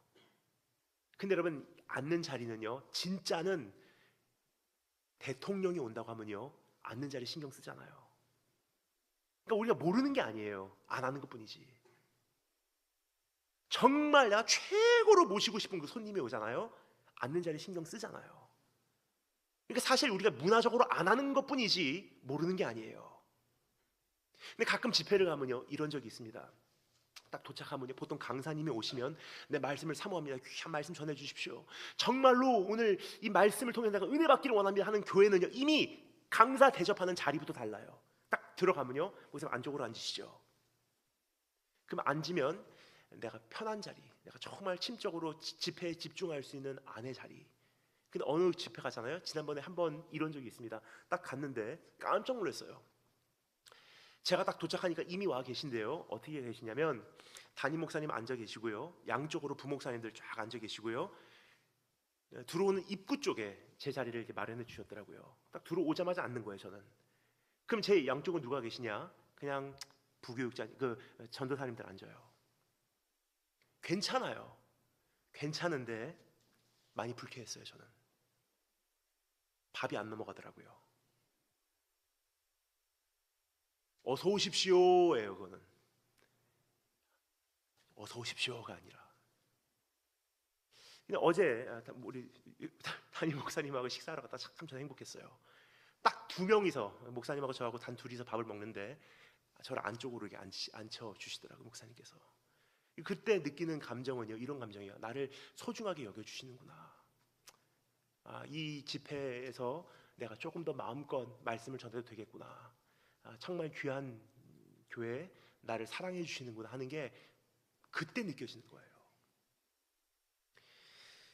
여러분, 우리가 어디에 앉는지는요, 사실 내 마음의 중심을 그 안에 있는 안의 뿌리를 알려주고 있어요.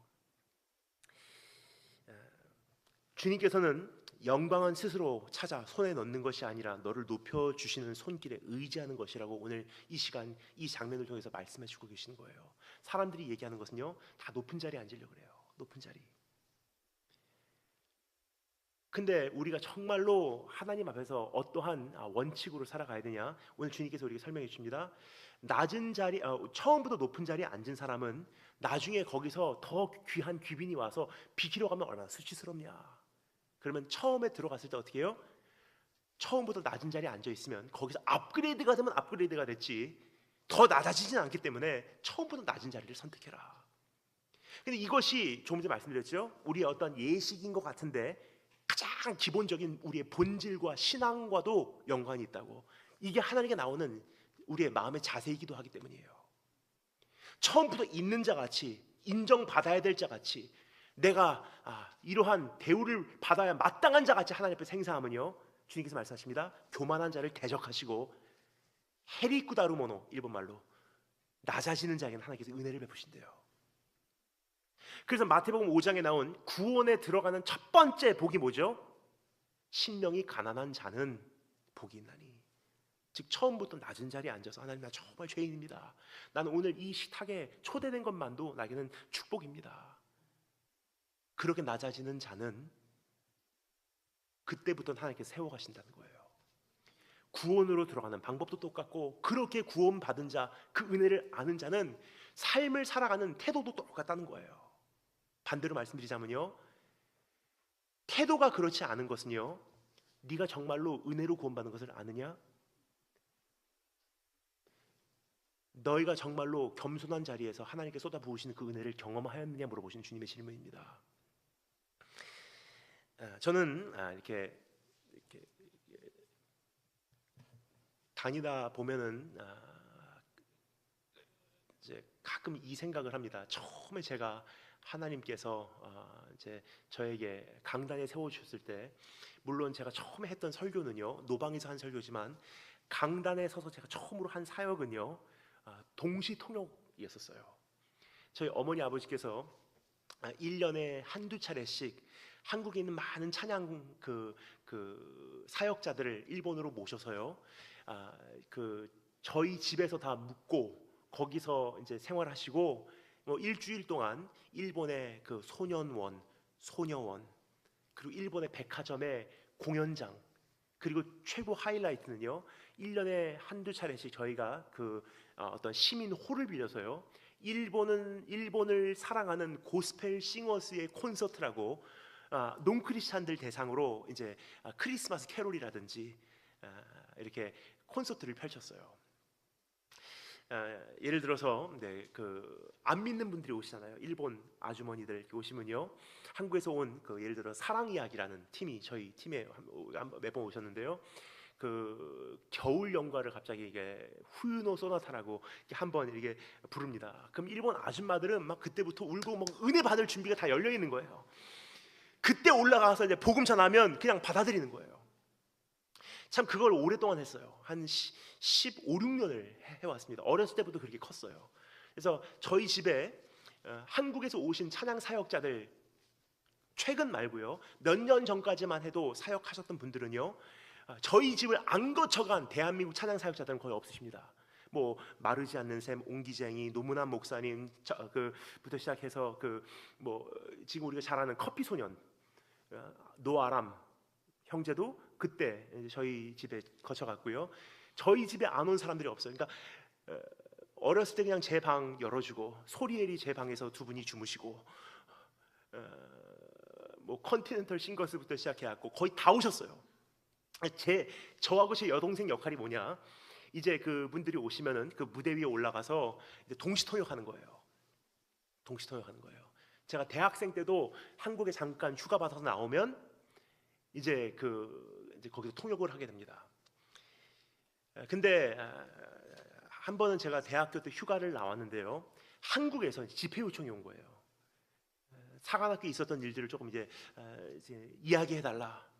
그래서 제가 이제 거기서 이제 사관학교에서 있었던 일들을 이야기 이제 하니까 또 다른 교회에서 연락이 오기 시작한 거예요. 와고 또 이야기해 달라. 막 집회 일정이 막 확장이 돼가고 있어요. 근데 그때만 해도요, 제가 참 이게 아쉬운 것은 또 일주일 겨우 휴가 받아서 나왔고 이제 곧 그 지옥과 같은 학교로 돌아가야 되는데 자유가 없어지는데 1년에 한 번 나오는 거 친구 좀 만나러 오겠다고. 근데 어머니께서 이렇게 말씀하시더라고요. 그 하나님께서 길을 여실 때 네가 가고 순종하고 말씀을 전해야지, 너 불순종하면 안 돼. 근데 제가 그게 하나님의 음성으로 들리지 않고요, 어머니의 음성으로 들려서요, 어머니께 반항을 했어요. 그래서 집회 일정이 잡혀 있는데도 불구하고 이 일주일밖에 없는 이 사관학교 휴가를 내가 잘 사용하겠다고 친구 만나러 가야 된다고 제가 친구네 집으로 그냥 가버렸어요. 저희 어머니께서 그때 저에게 돌아오니까 이렇게 말씀하시더라고요. 하나님께서 이제 네가 완전히 파괴될 때까지 너 세우지 않아. 그게 진짜예요. 그렇게 만든 집회가요 하루아침에 다 없어져 버리고요, 그때부터 2년간 강단을 서본 적이 없어요. 그러던 어느 날 일본에서 하는 그 콘서트 때 제가 잠깐 이제 신대원 1학년 때 나온 거예요. 근데 그때 이제 그 노문환 목사님이라는 분께서 찬양을 하시다가 중간중간 멘트할 때 이제 통역을 저에게 다시 부탁합니다. 딱 2년 만에 처음으로 강단에 서서요 통역하려고 마이크 들었는데요, 얼마나 눈물이 나서 감격이 돼서 말을 못했는지 지금까지도 그 생각이 참 많이 나요. 그게 초심이었던 것 같아요.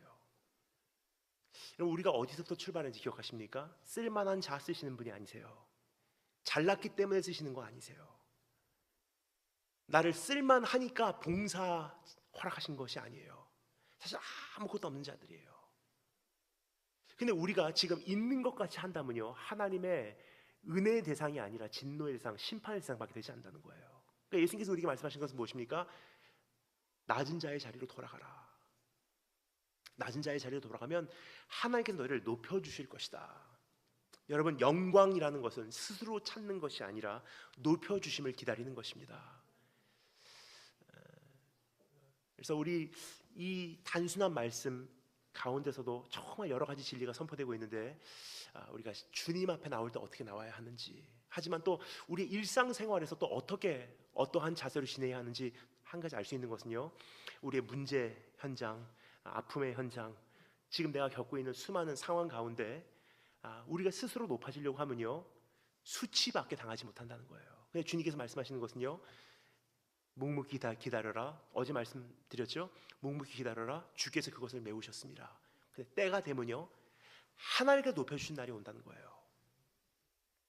내 원수의 목전에서 내게 상을 베푸사 기름으로 내 머리에 바르셨으니 내 잔이 넘치나이다. 그날이 올 때까지 기다리라는 것이 하나님의 방법이에요. 여러분, 오늘 복음으로 봐도 그렇고 문제를 해결하는 우리의 일상생활에서도 그렇고, 오늘 에티켓, 매너, 예의, 범절까지도 오늘 똑같은 원칙이 적용이 됩니다. 하나님 앞에서 오늘 그러한 모습을 갖추시는 축복이 있으실 주님으로 축원합니다. 마지막 세 번째 단어 시작하겠습니다. 상급을 초래하는 애. 12절부터 14절 말씀 함께 한 목소리로 읽겠습니다. 12절부터 14절 한 목소리로 읽겠습니다. 시작.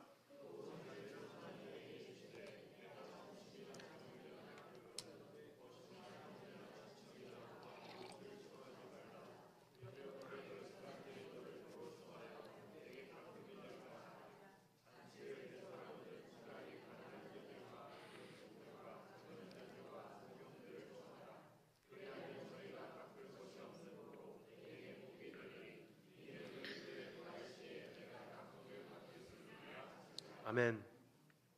마지막으로 주님께서 우리에게 너무나 중요한 말씀을 하고 계십니다. 그것은 상급이 너의 좋은 행동과 언어의 원동력이 되기를 바라지 않는다는 주님의 심정입니다.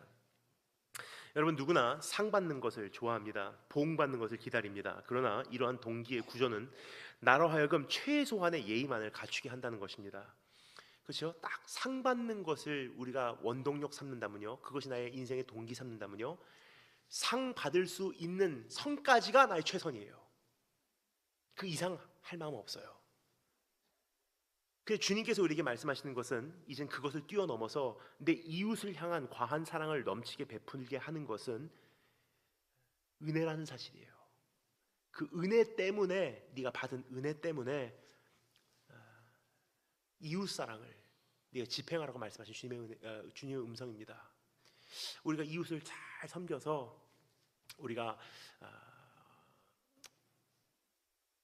보응을 받으려고 하는 것은요, 사실 이 세상에 있는 수많은 종교와 다름이 없어요. 그러니까 하나님께서 보시는 것은요, 그 우리의 중심을 보신다, 동기를 보시는데요. 사실 우리가 그 외면적으로 판단을 하잖아요. 기독교라는 종교보다도 더 훌륭한 종교 참 많습니다.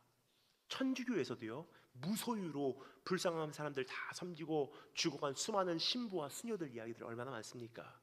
이번에 저는 3월 말에 이제 오랜만에 인도로 출발을 합니다. 이번에 인도 컬커타라는 곳에서 이제 집회가 있어서 글로 가는데, 처음 갔었을 때 기억이 납니다. 십몇 년 전에 처음으로 인도 컬커타 땅을 밟았을 때 거기 칼리 신당이 있어요. 칼리 신은요, 힌두교의 가장 대표적인 신입니다. 그 칼리 신의 특징은 뭐냐면요, 피의 신이에요. 피의 신. 그 신당에 가면 제가 소름이 끼칠 만큼 지금까지 잊지 못하는 한 가지가요, 피비린내예요.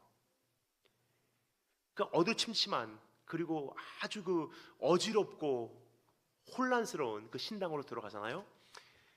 그 옛날 한국의 무당 그 굳힐 때 만들어 놓은 장치 같죠. 막 어지럽게 여러 가지를 이렇게 장치를 만들어 놨어요. 근데 그 한 가운데 도살장이 있어요. 양을 묶어 놓고요, 거기서 내려치는 다 피범벅이에요. 그것을 보면서 한 가지 생각한 게요, 우리 하나님 제사를 드렸던 그 제사장의 현장도 바로 그러한 피범벅의 현장이 아니었나, 그런 생각이 들긴 하더라고요. 근데 거기 가면 이제 칼리 신당, 완전히 거기 피로 물든 장소인데 바로 옆에 천주교 성당이 하나 있어요. 거의 이제 딱 벽을 맞대고 두 건물이 공존하고 있어요. 하나는 완전히 그 어두운 세력이 자리 잡고 있는 피의 신의 현장이고요, 하나는 마더 테레사가 거기서 불쌍한 사람들 그 신당에 들어가서 치유를 받으려고 하는데 자기 순번을 기다리면서 길거리에서 죽어가는 사람들, 마치 베데스다 연못하고 똑같습니다. 거기서 길거리에 누워서 중풍병 걸리고 다리 못 걷고 거기서 죽어가는 그 병자들을 돌봤던 마더 테레사의 사역 장소가 바로 거기예요. 그래서 거기 계신 분들의 말씀으로는요, 천국과 지옥이 공존하는 곳이라고 이야기하고 있습니다. 근데 저는요, 천국과 지옥이 공존하는 곳이라고 생각을 안 합니다. 그 이유는요, 사람의 본심은 하나님은 사실 알 수가 없어요. 아무리 가서 그 사람들 불쌍히 돌봐준다고 해도요, 정말로 묻고 싶은 것은 나로 하여금 정말로 이웃사랑을 하게 하는 그 원동력이 무엇이냐는 질문이에요. 이렇게 잘 이웃을 섬기고 내 자신을 불태워서 구제하고 이 세상을 내가 정말로 섬기는 그 자리에 서게 된다 한들, 고린도전서 13장 말씀입니다. 사랑이 없으면 울리는 꽹과리밖에 되지 않는데요. 무슨 뜻이냐면요, 잘 섬겨서 그래서 나는 괜찮은 사람이야, 이웃을 잘 섬겨서 그래도 나는 인생 성공한 사람이야, 이웃을 잘 섬겨서 그래도 나는 그래도 축복받을 인생이야, 그 동기라면요, 사랑이 아니라는 거예요. 이웃사랑의 동기와 그 원동력이 뭐냐면요, 내 자신을 불에 던져서 불살을 만큼 이웃을 사랑할 수 있는 동기는 무엇이냐면요, 이 땅에서 복받으려고 하지 마.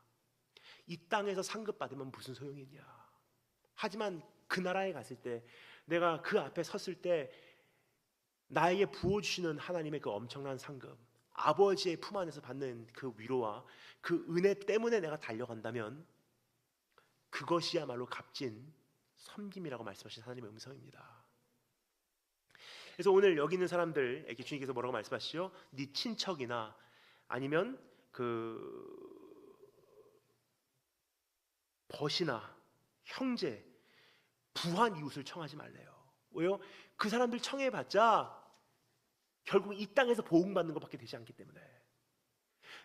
내 진짜 본심이 어디서 나타나냐? 이렇게까지 섬겼는데, 여기까지 잘해줬는데 그 사람들 나를 해하려고 할 때, 그러면서도 그 사람들을 네가 섬기기를 원하느냐? 그러면서도 너희가 끝까지 그 사람들의 발을 씻겨주기를 원하느냐? 이제 선택할 때라는 거예요. 사실 여러분, 솔직히 말씀드리면요, 제가 이번 겨울에 참 하나님께 이런 기도를 많이 드렸어요. 하나님, 이제 정말 청소년 사역 그만하고 싶습니다. 왜냐면요, 첫날 말씀드렸죠. 촛불, 광화문 그 운동 전하고 후하고요. 가장 두드러지게 나타난 변화는요, 대한민국 청소년 청년들 안에서의 변화예요. 작년 그 여름만 해도요, 그래도 혼내가면서 말씀 들었어요. 근데 참 희한해요. 이번 겨울 사역은요, 이전과는 조금 달라요. 붕 떠 있고요, 안 들어요. 그리고 옛날보다도 개성이 더 뚜렷해졌어요. 이제 앞에서 화장 고치는 자매부터 시작해서 이제는 그냥 너는 얘기해라, 나는 그냥 말씀 안 듣는다 하고 그냥 뒤에서 누워 있어요. 그냥. 근데 이거 청소년으로 끝나면 그래도 감사해요. 문제는요, 교사들이 그런 사람들이에요. 교사들조차도 말씀 안 들어요. 캠프에 오면요, 교사들이 기껏 한다는 건 뭐냐면요, 숙소가 왜 이렇게 안 좋냐고 캠프 진행부에다가 불평하고요, 우리 아이들 위해서 어떻게 마지막을 뒤풀이할까 피자 시키는 것에 연연하고 있지, 어떻게 하면 이 아이가 한 명 정말로 예수님 만나고 돌아갈 거에 생명 거는 교사들 정말 많이 없습니다. 그러다 보니까 이번 겨울에 모든 동계 캠프, 청소년 청년 캠프를 다 돌면서요, 파트 1 청소년 겨울방학 캠프였고요, 이제 개학을 하면서 이제 청년 캠프로 들어가서요, 청년을 섬겼는데, 제가 저희 어머니께는 많이 말씀드리고요, 제 안에 신중히 고민한 게요, 하나님 이제 정말 그만하고 싶습니다요.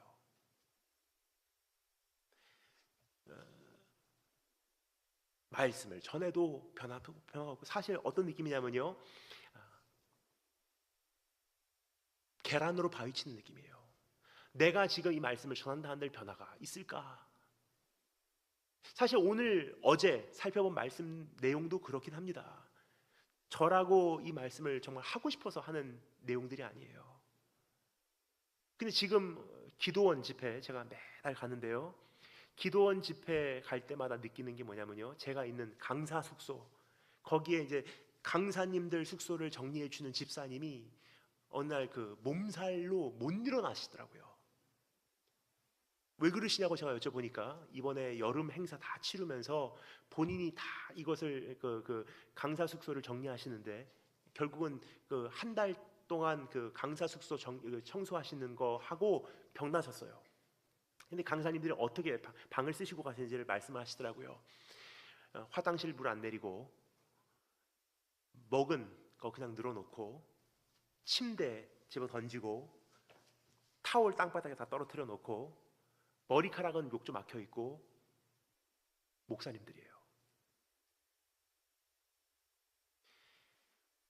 그거 보면요, 그 집사님이 집회 와서 가만히 보면서 이런 생각을 하신대요. 사람들은 네가 어떻게 살아가는지 모르지. 목양관 관리하시는 집사님은요, 네가 사람이냐 하고 그러면 여러분 이게 지금 이 대한민국의 이게 현실이에요. 그러면 이제 우리가 은혜 받읍시다, 우리가 위로 받읍시다, 주님을 위해서 이게 무슨 소용이냐는 질문이 나와요. 이제는 실제로 우리의 됨됨이가 하나도 안 바뀌었는데 신앙을 갖는다는 게 도대체 뭐냐는 질문을 드리고 있는 거예요. 예수님을 믿는다면 그걸 어떻게 알 수 있냐는 질문을 드리고 있는 것입니다. 이웃 사랑, 이웃 배려, 몸가짐, 사실 좀 그렇지 않습니까? 20년, 30년 전에 기억합니다. 제가 성장했던 곳이요, 지난번에 말씀드렸지만 서울 가장 변두리 강동구 명일동이라는 곳이에요. 강동구 명일동은요, 사실 거의 최근까지는요 진짜로 서민 동네였었어요. 정말로 그 말도 안 되는 동네였어요. 흙탕물 있는 동네. 근데 그 동네에 이제 제가 처음에 이사를 갔을 때 기억이 납니다. 제가 살던 곳이요, 그 강동구 명일동이 딱 사실은 두 가지로 나눠져 있었어요. 하나는 그 아파트촌하고 그 굉장히 그 힘들게 사시는 분들, 딱 중간에 명일 시장이 있었어요. 명일동 500번 종점하고 같이 있는 시장이었습니다. 500번 종점 서울 사셨던 분들은 모르시는 분들이 거의 없으세요. 500번 버스를 모르시면 서울 시민이 아니십니다. 500번 버스는요, 서울을 동서로 가장 길게 노선을 가로지르는 버스 노선이었어요. 그 500번 버스의 종점이 명일동이었어요.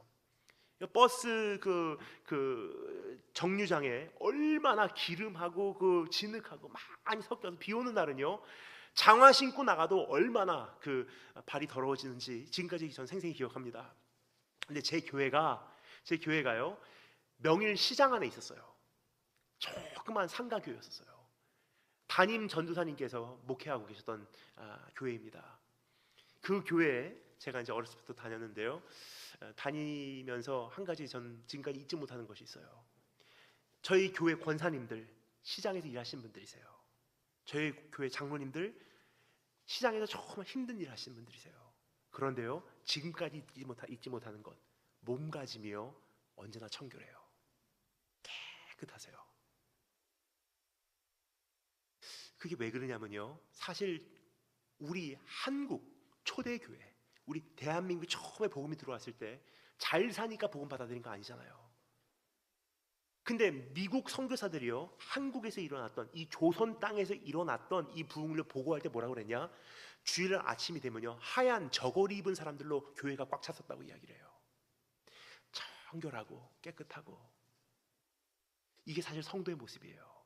아무리 못 살아도, 아무리 잘 살아도 청결하고 단정하고.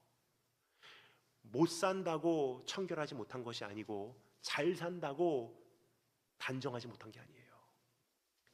깨끗하고 이웃 배려하고 절제하고, 내가 사용했던 것 그대로 보존하고, 그 다음 사람을 위해서 잘 관리하고,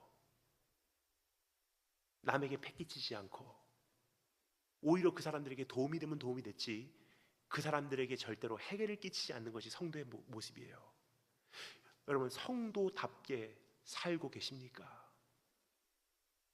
사실 그것이 없다면요, 한 가지 질문을 드리겠습니다. 요즘 이 시대에 사람들이 뭘 보고 예수 믿겠습니까? 이제 이미 말씀드렸습니다. 첫날 저녁 말씀 기억하십니까? 이미 예산적으로도요, 세상과 교회는 승부가 되질 않아요. 그럼 문화적으로도 청소년들은 세상에 빼앗기게 돼 있고요, 급속도로 고령화돼 가고 있는 이 시대 속에서 교회 안에 그나마 남아있는 청소년 청년들은 이제는 점점 수적으로 줄어가고 있고요, 밑에서부터 올라오는 사람은 없는데 수적으로는 지금 이미 있는 청소년들이 나이가 들어가고 있어요. 어느 사이에 청년부. 그러면 문제는 이제는 교회가 이제 10년 후에 어떻게 될까가 참 걱정이에요. 그럼 뭘 보고 세상이 예수님 믿겠습니까? 우리에게 남은 딱 한 가지가 있다면요, 이제 주님 앞에 빛과 소금의 사명을 감당하는 그 자리로 돌아가는 것입니다. 딱 봤을 때 아름답고 청결하고 순결하고 깨끗하고 덕이 되고, 왠지 모르게 그 사람 한마디 안 해도 왠지 모르게 저 사람 다른 것 같고. 한 가지 말씀 드리고 말씀을 마치도록 하겠습니다. 제가 이제 운동하는 곳이 있어요. 그리고 이제 그곳에서 제가 이제 한 3년간 크로스핏을 했는데, 제가 사실 목사라는 사실, 선교사라는 사실을 그냥 저는 말 안 해요. 왜냐면 그냥 한 사람으로 그 사람들이 나를 접해주기를 바라지, 목사님이 자기들보다 운동 더 잘한다 그러면 싫어하거든요. 그러니까 그냥 운동하기 위해서 간 거니까 나는 목사입니다, 선교사입니다 말하지 않고요, 그냥 한 사람으로 가고 저는 운동을 해요. 참 희한한 것은요, 그분들이 딱 한 3개월 정도 지나니까 이렇게 얘기를 해요. 제 이름이 데니엘 김이잖아요. 그러니까 거기에서 이제 다니엘이라고 쓰지 않고요, 그냥 거기서 이제 이름을 적어야 되거든요. 매일 기록으로 올려야 되니까, 예를 들어서 누구 이름 써놓고 거기다가 오늘 3분 35초 기록 적는 거예요. 그러니까 제 이름도 거기다 적어야 되니까 저는 그냥 영어로 Dan 쓰고 제 성적 적습니다. 그러니까 제 이름을요, 목사님, 선교사님 이런 거 모르니까 댄 형님이라 그래요. 근데 거기 있는 그 남자 분들이 저에게 와서 3개월쯤 지나니까 이렇게 얘기하더라고요. 우리 댄 형님은 뭔가 참 모르겠는데 뭔가 종교심이 분명히 있을 것 같아요. 우리 대형님은 뭔가 모르겠는데 어딘가를 정말 열심히 믿고 있을 것 같아요. 이게 주님께서 우리에게 말씀하시는 다니엘의 모습이에요. 다니엘이라는 존재가 사실 가장 영향을 많이 받았던 다니엘에게 영향을 줬던 사람이 있어요. 누구죠? 예레미야예요. 이제 바벨론으로 포로로 끌려갈 때 예레미야 선지자를 통해서 하나님께 이스라엘 백성에게 선포하십니다. 너희는 바벨론으로 끌려가지만 꼭 이 말씀대로 살아라. 어떻게 사나? 어떻게 하면 탈출할까? 어떻게 하면 다시 독립할까? 어떻게 하면 바벨론을 복수할까를 꿈꾸지 말고 바벨론으로 포로로 끌려가면 거기서 나무를 심고 바벨론의 평화를 위해 일하고 바벨론을 잘 되게 하고 거기서 난 소산을 먹고 살며 바벨론에게 투자를 해라. 즉 포로로 끌려가는데 너를 포로로 끌고 가는 바벨론을 저주하라가 아니라 바벨론이 복받을 수 있도록 넌 바벨론에서 그렇게 살아야 돼. 너 거기서 뿌리를 내리고 바벨론이 잘 되게 하고 그 바벨론에서 자녀를 키우고 거기서 결혼하고 거기서 살 생각으로 바벨론을 끌려가라. 어린 다니엘이요 그때 그 메시지를 들은 거예요. 그래서 어떻게 하죠? 바벨론으로 갑니다. 근데 다니엘이요 딱 두 모습을 유지를 해요. 뭐죠? 유대인들 사이에 살지 않고요 바벨론 왕가로 들어가서요 그 사람들하고 똑같이 생활을 해요. 하지만 또 한 가지 모습, 그럼에도 불구하고 변질이 되질 않아요. 본질은 지켜요. 사실 이게 가장 힘든 거예요. 그렇죠? 세상적으로 살아가려면요 소금이 맛을 잃어버려요. 변질돼 버리는 거예요. 또 소금이 맛을 잃는 방법이 또 한 가지 있습니다. 뭐죠? 소금이 뭉쳐버리는 거예요. 우리끼리 맞는 사람들끼리.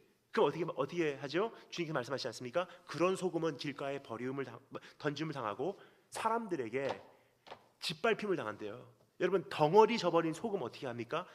버려버리고요 결국은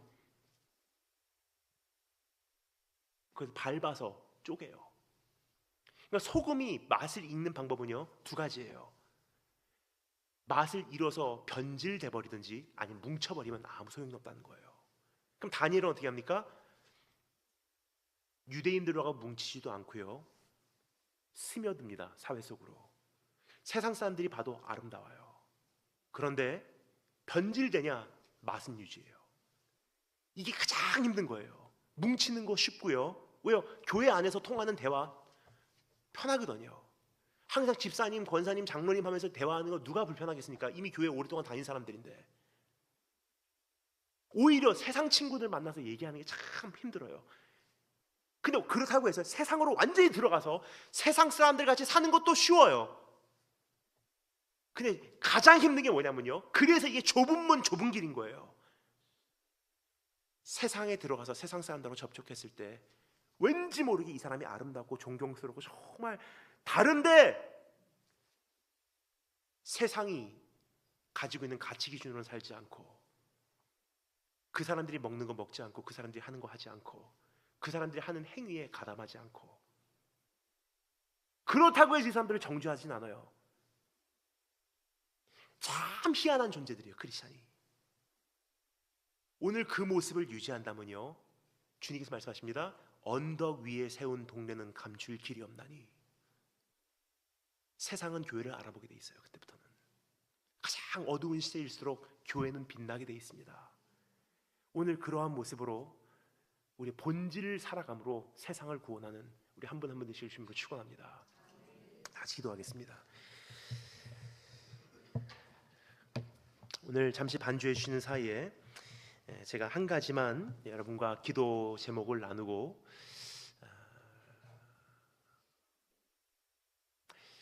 목사님 제가 마무리하면 될까요? 예, 제가 오늘 축도하고 여러분께서는 또 자유롭게 이곳에서 기도하시다 돌아가시면 되겠습니다.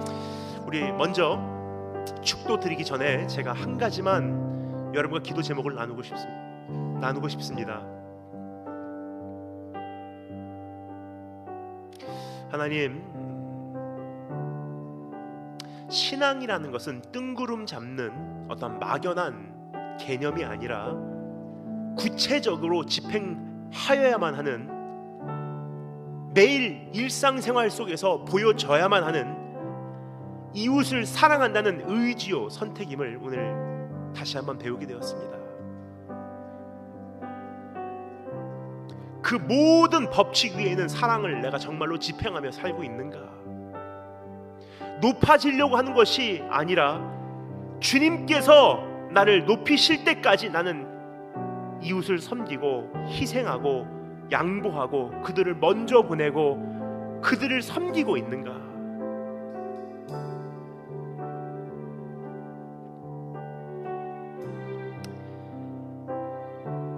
그리고 하나님 앞에서 이제는 내가 어떤 보응을 받기 위해 이웃 사랑을 하는 것이 아니라 나를 해하려고 하는 사람들, 사랑해봤자 나를